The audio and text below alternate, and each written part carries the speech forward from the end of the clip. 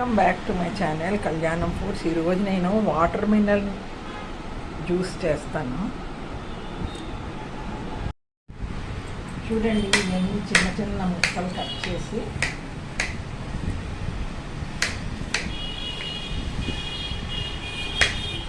ఇందులో వేసి మిక్సీ ఆడేస్తాను.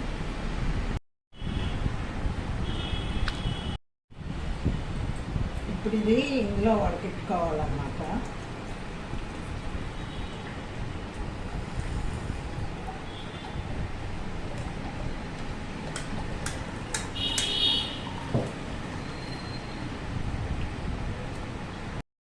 ఇందులో యాలక్కాయ కలిపిన పౌడరు, షుగర్ పౌడర్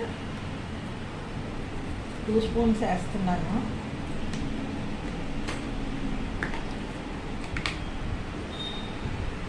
సబ్జా గింజలు,